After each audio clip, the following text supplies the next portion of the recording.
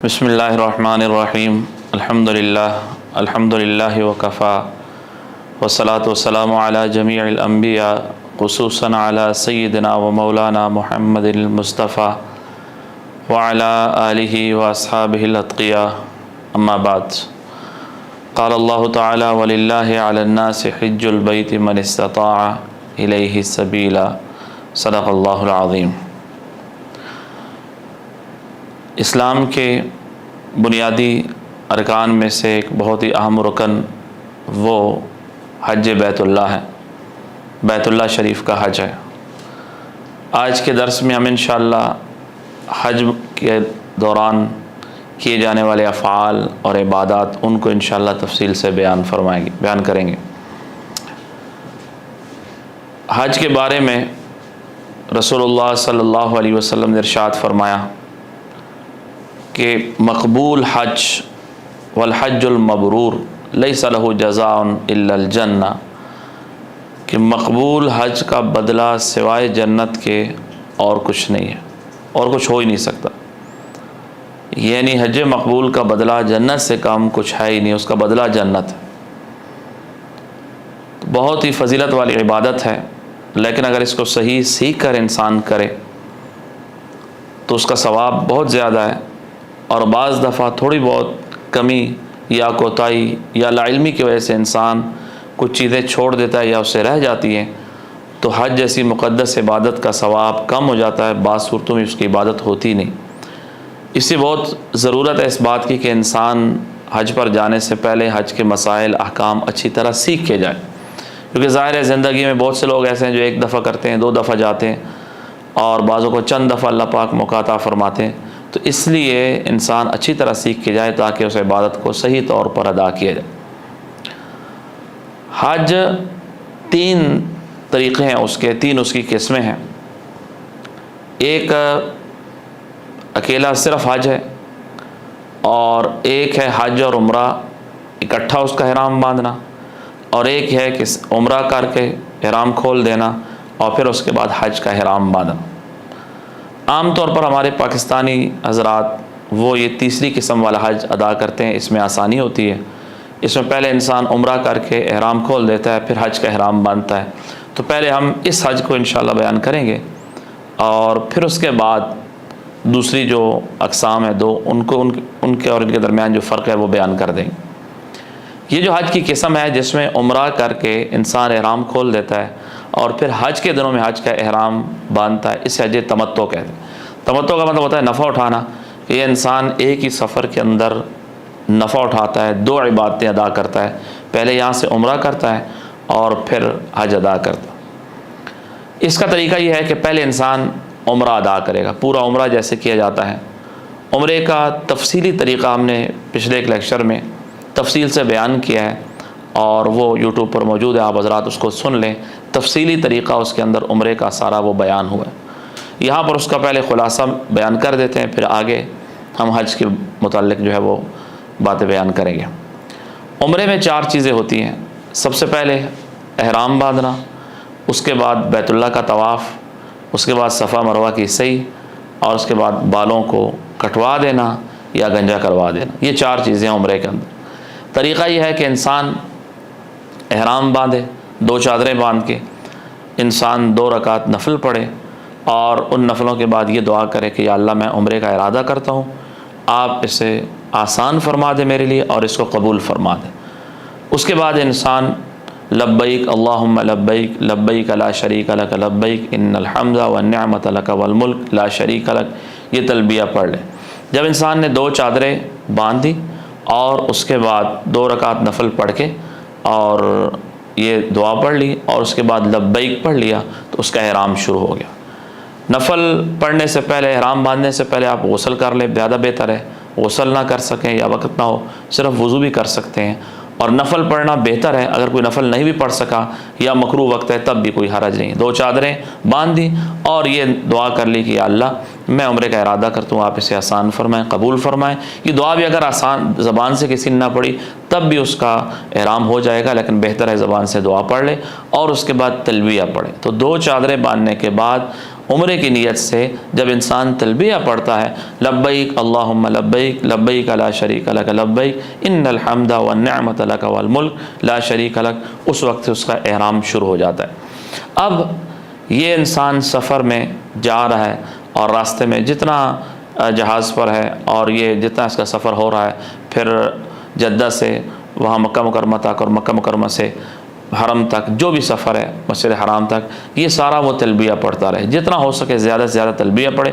احادیث میں آتا ہے کہ جب بھی مسلمان تلبیہ پڑھتا ہے اسے جنت کی بشارت دی جاتی ہے، اور اس کے دائیں بائیں زمین کے آخری کونوں تک جتنے پتھر ہیں اور جتنے درخت ہیں اور مٹی کی ڈھیلیں ہیں، ہر چیز وہ تلبیہ پڑھتی۔ تو بہت ہی فضیلت والی عبادت ہے، جتنا زیادہ ہو سکے اسے انسان پڑھے۔ جب مسجد حرام میں داخل ہو انسان تو مطاف کے اندر پہنچ جائے اور حجر اسود کے بالکل سامنے کھڑے ہو کے دونوں ہاتھ اس پر رکھ کے اس کا بوسہ لے، اور اگر بوسہ لینا ممکن نہ ہو تو اس کے سامنے پیچھے کھڑا ہو کے دور سے اشارہ کرے اس کو ایسے، اور بسم اللہ اللہ اکبر لا الہ الا اللہ وللہ الحمد پڑھے، اور اس کے بعد دونوں ہاتھوں کو ایسے چوم لے، اور اس کے بعد بیت اللہ شریف کے 7 چکر لگائے۔ ان 7 چکروں میں پہلے 3 چکر جو ہیں ان کے اندر ہلکا سا مرد دوڑے گا اور عورتیں جو ہے وہ آہستہ چلیں گی، اور باقی جو 4 چکر ہیں ان کے اندر آہستہ چلنا ہے۔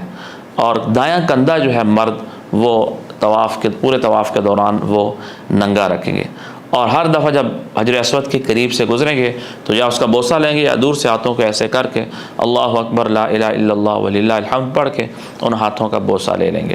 تو حجر اسود کا بوسہ لینا یا دور سے ایسے اشارہ کر کے بوسہ لے لینا یہ بھی اسی کے قائم مقام ہے۔ یہ اس طرح 7 دفعہ ہوگا۔ جب 7 دفعہ ہوگا 8ویں دفعہ پھر وہ حجر اسود کی طرف اشارہ کر کے دور سے اس کا استعلام کرے گا، اور اس طرح اس کا یہ طواف پورا ہو جائے گا۔ جب طواف پورا ہوگا اب 2 رکعت وہ واجب الطواف وہ کسی بھی جگہ پر مسجد حرام میں پڑھ سکتا ہے۔ بہتر ہے مقام ابراہیم پر، لیکن مقام ابراہیم پر چونکہ رش ہوتا ہے لہذا جہاں پر بھی ممکن ہے آسانی کے ساتھ وہاں 2 رکعت پڑھ لے، اور پڑھنے کے بعد پھر دوبارہ زمزم کا پانی پی لے، اور اس کے بعد دور سے پھر 9واں استعلام کر لے حجر اسود کا دور سے۔ جب استعلام ہو جائے گا اب اس کی 2 چیزیں مکمل ہو گئی، احرام بھی اور طواف بھی۔ اب تیسری چیز شروع ہے کہ وہ صفا اور مروہ پر چلائے۔ صفا ایک پہاڑی کا نام ہے، وہاں پر جائے اور بیت اللہ شریف کی طرف رخ کر کے دعا مانگے، اور اس میں قرآن کی آیت ان الصفا والمروۃ من شعائر اللہ، آقا علیہ الصلوۃ والسلام نے اس آیت مبارکہ کو پڑھا ہے۔ اگر یہ یاد ہے تو وہ بھی پڑھ لے، نہیں یاد ہے تو جو بھی دعائیں اسے یاد ہیں وہ مانگ سکتا ہے۔ پھر صفا سے مروہ تک 1 چکر ہو جائے گا، مروہ سے پھر مروہ پر کھڑے ہو کر پھر بیت اللہ کی طرف رخ کر کے دعا مانگے گا، پھر وہاں سے دوسرا چکر شروع ہو جائے گا صفا تک، پھر صفا سے تیسرا، وہاں سے چوتھا، 5واں، 6واں اور 7واں، اس طرح 7 چکر صفا سے ابتدا ہوگی اور مروہ پر جا کر ختم ہو جائے گا۔ یہاں یہ بات یاد رکھیں کہ 7 چکروں کا مطلب یہ ہے کہ صفا سے مروہ تک 1 چکر مکمل ہو جائے گا، پھر مروہ سے صفا جو واپسی ہے دوسرا چکر ہوگا، پھر یہاں سے تیسرا ہوگا، ادھر سے چوتھا ہوگا، پھر یہ 5واں، 6واں اور پھر یہ 7واں، اس طرح 7 چکر ہوں گے۔ جب 7 چکر پورے ہو گئے اس میں درمیان میں جو سبز لائٹیں ہیں اس کے اندر مرد حضرات جو ہے وہ دوڑیں گے، عورتیں اس کے اندر آہستہ ہی چلیں گی، اور جب 7 چکر پورے ہو جائیں گے آخر میں دعا کرے گا، اور اس کے بعد یہ ہے کہ بہتر ہے 2 رکعت انسان نفل شکرانے کے پڑھ لے، اور اس کے بعد اپنے سر کے بال حلق کروا دے تو بہت بہتر ہے، گنجا کروا دے، اور حلق نہیں کروانا تو سر کے بال کٹوا بھی سکتا ہے۔ حاجیوں کے بارے میں یہ بھی علماء نے بیان کیا ہے کہ حاجی سر کے بال کٹوا دیں، ابھی چونکہ اس کے بعد حج کرنا ہے تو حج کے موقع پر پھر دوبارہ حلق کروا دیں تو یہ بھی ٹھیک ہے، اور پہلے حلق کروا لیں یہ بھی ٹھیک ہے، گنجائش ہے۔ عورتیں اپنے سر کے بال تھوڑے سے کاٹیں گی، اور اب اس کے بعد جب بال عورتوں نے سر کے معمولی سے کاٹ دی یا مردوں نے جو ہے حلق کروا دیا یا بالوں کو چھوٹا کروا دیا تو ان کا عمرہ مکمل ہو گیا۔ اب عمرہ مکمل ہونے کے بعد یہ مقیم رہیں گے اپنے ہوٹل میں، اور اس دوران جتنا ہو سکے ان سے بیت اللہ شریف کے اندر نمازیں پڑھیں باجماعت، اور نفلی طواف جتنا ہو سکے یہ کرتے رہیں۔ یہ 8 ذی الحجہ تک اسی طرح رہیں گے۔ 8 ذی الحجہ کو یہ دوبارہ حج کا احرام باندھیں۔ اب عمرہ تو پہلے کر لیا، اب حج کے 5 دن ہیں اس کے احکام ہم بیان کرتے ہیں۔ 8 ذی الحجہ کو یہ حج کا احرام باندھیں۔ احرام باندھنے کا وہی طریقہ ہے کہ غسل کر کے، یا غسل نہیں کر سکتے وضو کر لیں، 2 چادریں باندھ لیں، اور 2 چادریں باندھ کے اپنے ہوٹل سے یا مسجد حرام سے آ کر 2 رکعت نفل پڑھ لیں، اور اس کے بعد یہ دعا کریں کہ یا اللہ میں حج کا ارادہ کرتا ہوں، آپ قبول فرمائیں، آسان فرمائیں، اور اس کے بعد تلبیہ پڑھ لیں، لبیک اللہم لبیک لبیک لا شریک لک لبیک ان الحمد والنعمت لک والملک لا شریک لک۔ اب جب انہوں نے تلبیہ پڑھ لیا تو اب یہاں پر بھی ان کا حج کا جو احرام ہے وہ شروع ہو گیا۔ ابھی اب عزیزیہ میں ہوں یا جہاں اپنے ہوٹل پر ہوں وہاں سے بھی باندھ سکتے ہیں، اور مسجد حرام سے آ کر وہاں سے اگر کریں تو یہ زیادہ اچھا ہے، بہتر ہے، دونوں صورتیں جائز ہیں۔ اب مینا میں جب پہنچیں گے تو اب یہ پہلا دن ہے 8 ذی الحجہ کا۔ یہاں پر مینا میں آج ظہر، عصر، مغرب، عشاء اور یہ نمازیں پڑھنی ہیں، اور اس کے بعد جو ہے وہ اگلے دن فجر کی نماز تک یہ مینا میں رہیں۔ اب مینا میں یہ اتنا عرصہ ہے تو وہاں دعائیں، استغفار، ذکر اور تلبیہ جتنا ہو سکے یہ پڑھتے رہیں، لبیک اللہم لبیک لبیک لا شریک لک لبیک ان الحمد والنعمت لک والملک، جتنا ہو سکے تلبیہ مرد اونچی آواز سے پڑھتے رہیں، عورتیں آہستہ آواز سے پڑھتی رہیں، اور اس کے علاوہ بھی جو ذکر اذکار دعائیں ان کو یاد ہیں وہ پڑھتے رہیں۔ کوشش کریں اپنا وقت عبادت کے اندر لگائیں، اور اس میں یہ جو 5 دن ہیں خاص طور پر ان کو گپ شپ کے اندر، لایانی کے اندر، اور ایک دوسرے کی معلومات دینے کے اندر، لینے کے اندر، ان چیزوں کے اندر ضائع نہ کریں، بلکہ یہ سمجھے کہ یہ زندگی کے بہت ہی قیمتی ترین ایام ہیں، ان کو خاص طور پر عبادت کے اندر لگایا جائے۔ تو پہلا جو دن ہے 8 ذی الحجہ کا، اس میں صرف نمازیں آئیں گی، اور 4 اور اگلے دن کی 5ویں نماز آئے گی۔ اچھا، آج کل بعض دفعہ ایسا بھی کرتے ہیں کہ حاجیوں کو ذرا 8 سے بھی پہلے 7 کی رات کو لے جاتے ہیں، وہ 8 کی صبح فجر بھی وہاں پڑھ لیتے ہیں، تو اس میں بھی کوئی حرج نہیں، اگر ایسا بھی کر لیں تب بھی ٹھیک ہے، لیکن یہ ہے کہ عام طور پر طریقہ یہی ہے کہ وہ 8 کو جائیں، اگر پہلے بھی کوئی چلا گیا کوئی حرج نہیں۔ اگلا دن ہے 9 ذی الحجہ۔ 9 ذی الحجہ کو فجر کی نماز مینا میں پڑھ کے اور میدان عرفات کے اندر حاجی جائیں گے۔ یہ دوسرا دن ہے حج کا۔ اس میں بھی یہاں بعض دفعہ سرکاری حاجیوں کو پہلے لے جاتے ہیں، رات کو ہی لے جاتے ہیں، رات کو اگر لے جائیں آپ کو تب بھی کوئی حرج کی بات نہیں ہے، آپ جا سکتے ہیں۔ تو 9 ذی الحجہ یہ میدان عرفات کے اندر حاجیوں کو جانا ہوگا، صبح چلے جائیں، اس سے پہلے رات کو چلے جائیں، ظہر سے پہلے جس وقت بھی ہے وہ پہنچ جائیں۔ یہاں پر ظہر کی نماز جو ہی ٹائم داخل ہوتا ہے تو ظہر کی نماز پڑھی جاتی ہے۔ اب ظہر اور عصر مسجد نمرہ میں اکٹھی پڑھی جاتی ہے، اور اس کے بعد وقوف کیا جاتا ہے۔ اگر آپ مسجد نمرہ میں پہنچ سکتے ہیں اور یا وہاں پر موجود ہیں تو آپ وہاں پر تو دونوں نمازیں اکٹھی پڑھیں گے۔ اگر آپ اپنے خیمے میں نماز پڑھ رہے ہیں، جیسا کہ اکثر حاجی اپنے خیمے میں پڑھتے ہیں، تو اب وہاں پر آپ ظہر اپنے وقت میں پڑھیں گے، عصر اپنے وقت میں پڑھیں گے۔ یہاں پر 2 مسئلے یاد رکھنے ہیں، ایک مسئلہ ہے کہ نمازیں جمع کرنی ہے، اور ایک یہ ہے کہ آپ نے قصر کرنی ہے یا پوری پڑھنی ہے۔ یہاں پر بڑا اختلاف ہوتا ہے اور حاجی بھی باس مباحثہ کے اندر مشغول ہوتے ہیں، تو یہاں 2 باتیں یاد رکھیں۔ پہلی بات یہ ہے کہ آپ اگر مسجد نمرہ میں پڑھ رہے ہیں نماز امام کے ساتھ، تو اب تو آپ نمازیں اکٹھی پڑھیں گے۔ اپنے اپنے خیموں میں آپ جماعت کرا رہے ہیں یا اپنی نمازیں پڑھ رہے ہیں تو آپ ظہر اپنے وقت میں، عصر اپنے وقت میں پڑھیں، ایک مسئلہ۔ دوسرا مسئلہ یہ ہے کہ آپ 4 پڑھیں گے یا قصر کریں گے، تو اگر آپ مسافر ہیں تو آپ 2 پڑھیں گے، 2 ظہر اور 2 عصر، اور اگر آپ مقیم ہیں تو اب 4 پڑھیں گے۔ رسول اللہ صلی اللہ علیہ وسلم نے 2 پڑھی ہیں، اس لیے کہ آپ مسافر تھے اور آپ 10 دنوں کے لیے تشریف لائے تھے۔ ہمارے حاجی 40 دنوں کے لیے، 35 دنوں کے لیے، 25 دنوں کے لیے جاتے ہیں، عام طور پر مقیم ہوتے ہیں۔ اب مقیم کا مسئلہ ہے کہ جو حاجی مکہ مکرمہ اور منا اور مزدلفہ یہ سارا اس کا قیام 15 دن یا ایسے زیادہ بنتا ہے تو وہ مقیم ہے۔ عام طور پر حاجیوں کا ایسے ہی بنتا ہے، البتہ جس حاجی کا یہ قیام مکہ مکرمہ اور منا کا سارا یہ کم بنتا ہے 15 دن سے، تو وہ مسافر ہے، وہ 2 پڑھے گا۔ تو اب ظہر کی نماز پڑھنے کے بعد، اور اگر آپ نے اکٹھی پڑھی وہاں پر، تو ظہر سے لے کر مغرب تک کا جو وقت ہے یہ 9 ذی الحجہ کو یہ وقوف عرفہ ہے۔ یہ حج کا سب سے اہم رکن ہے، اور اس میں آپ جتنا ہو سکے آپ کھڑے ہو کر اللہ سے دعا مانگیں۔ رسول اللہ صلی اللہ علیہ وسلم کے زمانے میں، اب آج کل تو وہاں درخت بھی ہیں، خیمے بھی ہیں، اے سی بھی لگے ہوئے ہیں، ٹھنڈا پانی ہے، دنیا کی تمام سہولیات موجود ہیں۔ اس دور میں کچھ بھی نہیں تھا، نہ درخت تھے، نہ خیمے تھے، نہ ٹھنڈا پانی تھا، کڑکتی دھوپ تھی، لیکن آقا علیہ الصلوۃ والسلام نے پھر بھی وہاں ظہر سے لے کر شام تک تقریباً 6 گھنٹے بنتے ہیں، اتنا لمبا آپ نے وقوف فرمایا۔ اب وقوف میں یہ ہے کہ آپ جتنا ہو سکے کھڑے ہو کر اللہ سے دعا مانگیں، تھک جائیں تھوڑی دیر بیٹھ جائیں، لیٹ جائیں، پھر کھڑے ہو جائیں، جس طرح بھی ہو سکے۔ اگر کوئی انسان کھڑا نہیں ہو سکتا تو بیٹھ کر دعائیں مانگے، لیکن اس وقت کو زیادہ سے زیادہ دعاؤں کے اندر لگائیں، لمبی دعا جتنا بھی آپ مانگ سکتے ہیں مانگیں۔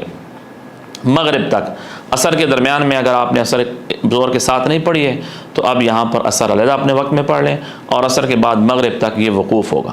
یہاں یہ بات یاد رکھیں کہ بعض لوگ وہاں پر جو پہاڑ ہے اس پر جانے کی کوشش کرتے ہیں، پہاڑ پہ چڑھنے کی کوشش کرتے ہیں، تو ظاہر بات ہے اگر آپ پہنچ سکتے ہیں آسانی کے ساتھ تو کوئی حرج نہیں ہے، لیکن جتنا وقت آپ پہاڑ پہ جانے میں، پہاڑ پہ چڑھنے میں لگائیں گے، وہاں دھوپ بھی ہوتی ہے، تو اتنا میں اگر آپ اپنے خیمے میں دعا مانگتے ہیں تب بھی ٹھیک ہے، کوئی ضروری نہیں ہے کہ آپ مسجد نمرہ میں پہنچیں، یا ضروری نہیں کہ آپ اس پہاڑی پر چڑھیں، جہاں پر بھی آسانی آپ کو لگتی ہے آپ وہاں پر وقوف عرفہ کریں، اور مغرب تک آپ دعاؤں میں مشغول رہیں۔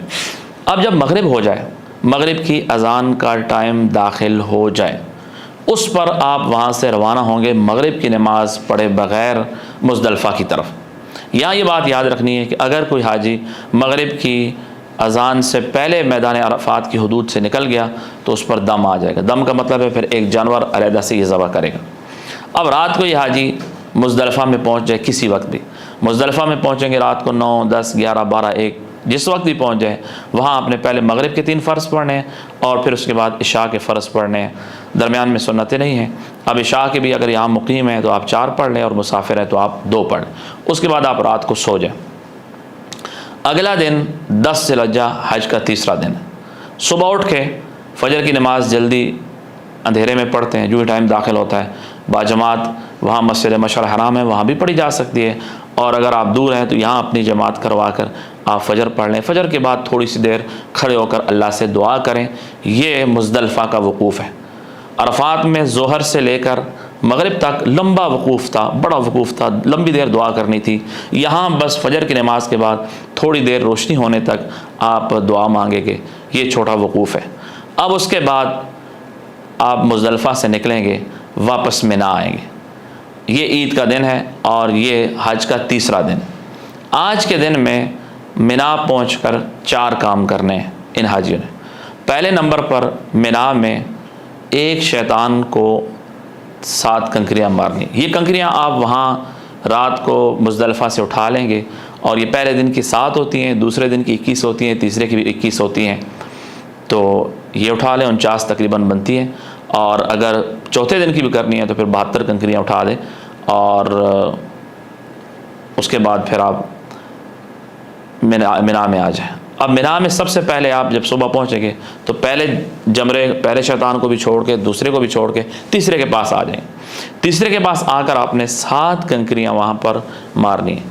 جب آپ کنکری ماریں گے بسم اللہ پڑھ کے تو اس وقت تک تلبیہ آپ پڑھتے رہیں گے۔ یہ جو پہلی کنکری آپ ماریں گے یہاں پر آپ کا تلبیہ ختم ہو جائے گا۔ اب یہ عید کا دن ہے، اس میں 4 کام ہیں۔ پہلا کام تو آپ نے یہ کیا کہ ایک شیطان کو 7 کنکریاں ماری۔ 7 کنکریاں مارنے کے بعد وہاں پر دعا نہیں کرنی، کھڑے نہیں ہونا ہے، آپ نے وہاں سے واپس آ جانا۔ اب دوسرا کام ہے، دوسرا کام یہ ہے کہ چونکہ آپ نے عمرہ بھی کر لیا تھا، اب حج کا بھی اہم رکن وقوف عرفہ بھی ہو گیا، مزدلفہ بھی ہو گیا، آپ نے ایک شیطان کو کنکری بھی مار دیے۔ اب آپ کو چاہیے کہ آپ ایک جانور ذبح کریں۔ یہ آپ کے لیے خود ذبح کرنا ضروری نہیں ہے، آپ نے وہاں پر پیسے کسی کو بھی جمع کرائے ہوں گے، وہ آپ کو بتائے گا کہ آپ کا جو دم ہے وہ اتنے بجے ذبح ہو گیا۔ اس کو لوگ قربانی کہتے ہیں۔ یہاں یہ مسئلہ بھی یاد رکھیں کہ یہ قربانی وہ قربانی نہیں ہے جو عام مسلمان پوری دنیا میں کر رہے ہیں، جو سنت ابراہیمی ہے۔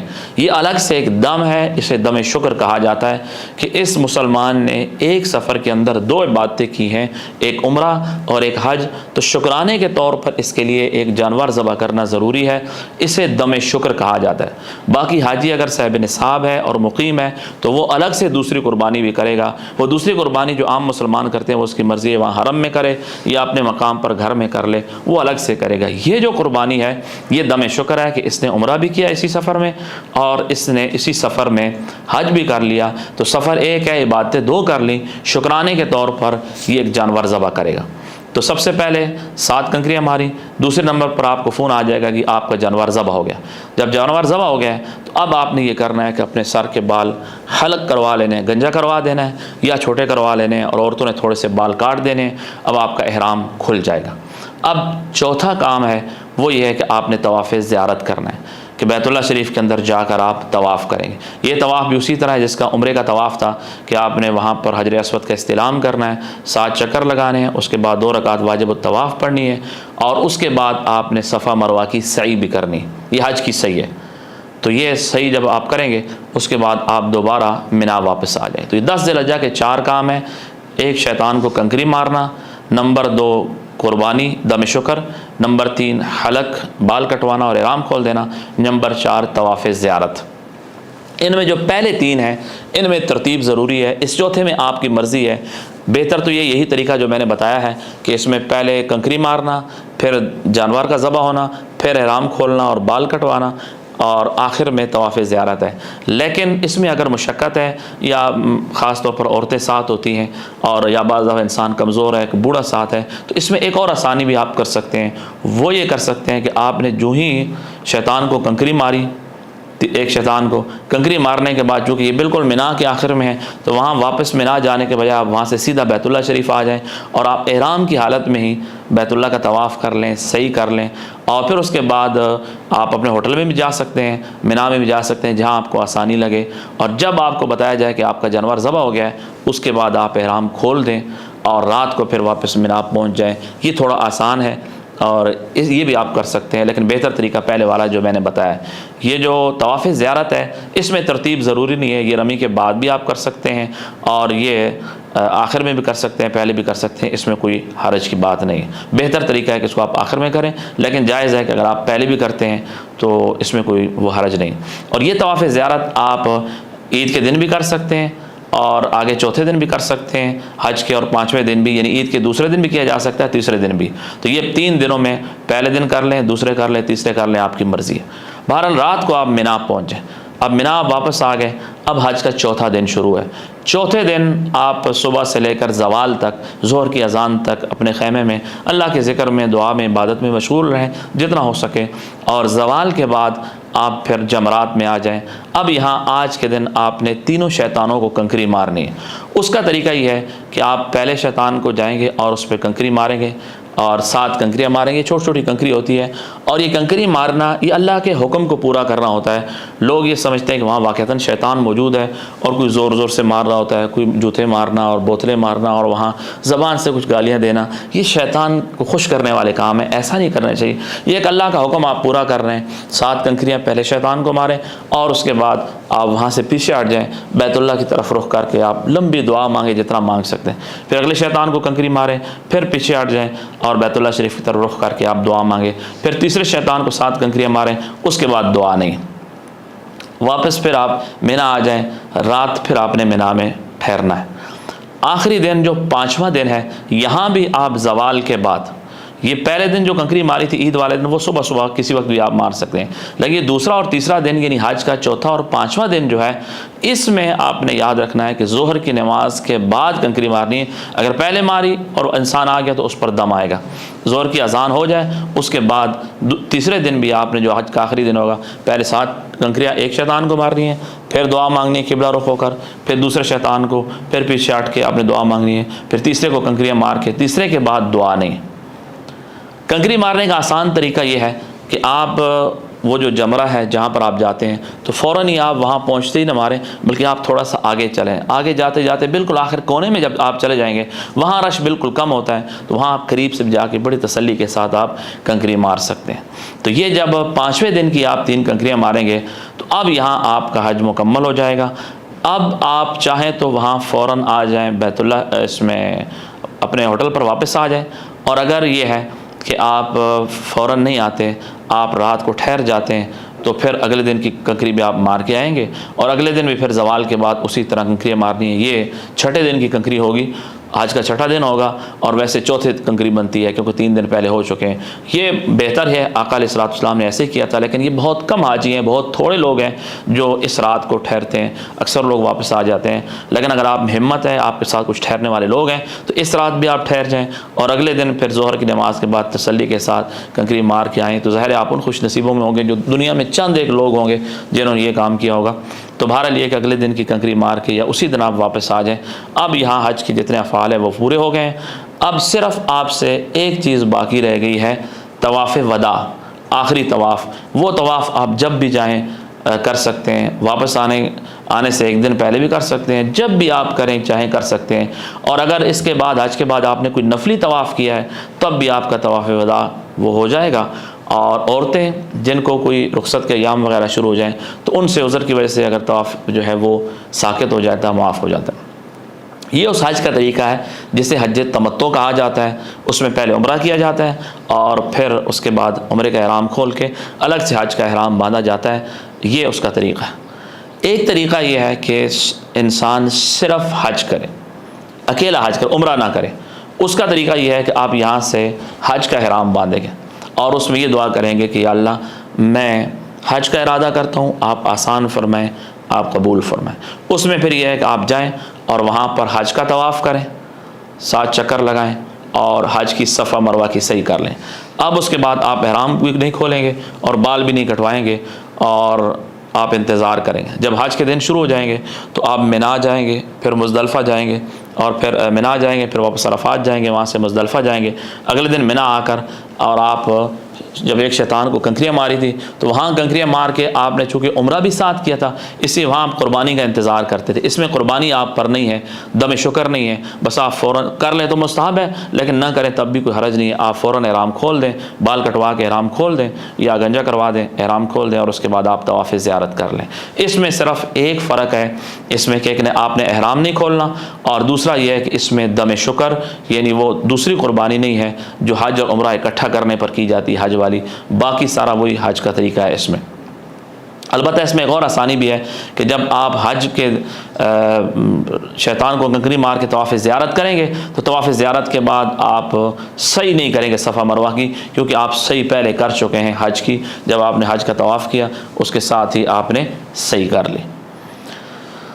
تیسرا حج کا طریقہ ہے حج قران کا۔ یہ تھوڑا مشکل بھی ہے اور اس میں سب سے زیادہ فضیلت ہے، لیکن ظاہر بات ہے یہ افراد اکیلا حج اور یہ قران وہ حاجی کرتے ہیں جو بالکل آخر میں جاتے ہیں قریب کے فلیٹوں میں۔ اس حج کا طریقہ یہ ہے حج قران کا کہ آپ پہلے عمرے کا احرام، حج اور عمرے دونوں کا اکٹھا احرام باندھیں گے اور یہاں سے آپ دعا کریں گے یا اللہ میں حج اور عمرے دونوں کا ارادہ کرتا ہوں، آپ آسان فرمائیں، قبول فرمائیں۔ آپ بیت اللہ شریف جا کر پہلے آپ عمرے کا طواف کریں گے اور عمرے کی صحیح کریں گے۔ طواف اور صحیح کرنے کے بعد آپ بال نہیں کٹوائیں گے، احرام نہیں کھولیں گے اور آپ دوبارہ ایک اور صحیح کریں، طواف کریں گے۔ یہ حج کا طواف ہوگا اور حج کی صحیح ہوگی۔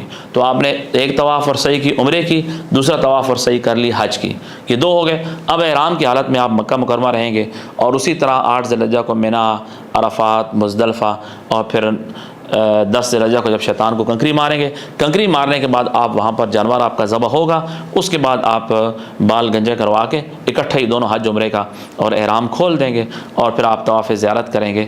اور اس طواف میں بھی چونکہ آپ نے حج کی صحیح پہلے کر لی ہے تو دوبارہ جو ہے وہ حج کی صحیح اس میں بھی نہیں ہے، اور باقی یہ اسی طرح ہے۔ یہ سب سے افضل طریقہ ہے۔ بہرحال آپ اکیلا حج کریں یا یہ قران کر لیں جو سب سے افضل ہے، یا جو ہمارے عام پاکستانی حاجی کرتے ہیں تمتع، ان تینوں کا طریقہ الگ الگ بیان کر دیا گیا۔ البتہ یہاں پر ایک بات یہ ہے کہ احرام جب جو آپ نے حج کا باندھا ہوا ہے یا عمرے کا تو اس احرام کی پابندیاں ہیں، ان کا خیال رکھیں۔ احرام کی پابندیوں میں اس لیے ہے کہ انسان بال نہ کاٹے، ناخن نہ کاٹے، خوشبو استعمال نہ کرے، کوئی خوشبودار چیز استعمال نہ کرے، اور اسی طرح سر نہ ڈھانپے اپنا، اور عورتیں جو ہے وہ اپو سر تو ڈھانپے گی لیکن عورتیں جو ہے وہ چہرہ نہیں ڈھانپے گی۔ اسی طرح انسان سلا ہوا کپڑا نہ استعمال کرے، اور اسی طرح مردوں کے لیے خاص طور پر جو چپل بنائے گئے ہیں وہی چپل استعمال کرے جن میں اوپر والا جو ہڈی ہے وہ بھی، سائڈ کے ٹخنے ہیں ان کے پیچھے جو ہے وہ ایڑی کا حصہ ہے، یہ سارا ایڑی اور سے اوپر والا حصہ یہ سارا ننگا ہونا چاہیے، ٹھیک ہے۔ یہ اس کا مختصر سا طریقہ ہے، اور یہ حج کا مکمل طریقہ اس کا خلاصہ ہے۔ باقی اس میں حج میں انسان مدینہ منورہ بھی جاتے ہیں حج ختم کرنے کے بعد یا پہلے، تو اس کے جتنے احکامات ہیں وہ ہم نے جو عمرے کا لیکچر ہے اس میں تفصیل سے بیان کر دیے کہ وہاں پر مسجد نبوی کے اندر نمازیں پڑھنا، ریاض الجنہ جانا، روضہ اقدس پر سلام پیش کرنا، جنت البقیع جانا اور شہدائے احد پر جانا، اور مسجد قباء ان کے کیا فضائل ہیں، کیا احکامات ہیں، کیا طریقہ کار ہے، تو وہ مکمل تفصیل سے جو عمرے کا لیکچر ہے یوٹیوب پر موجود ہے، آپ اس سے سن لیں، اس میں یہ ساری چیزیں بیان کر دی گئی ہیں، تو دوبارہ ہم بیان نہیں کرتے۔ دعا اللہ ہم سب کو بار بار حرمین کی زیارت کی توفیق عطا فرمائے۔ سبحان ربک رب العزت عما یصفون وسلام علی المرسلین والحمد للہ رب العالمین۔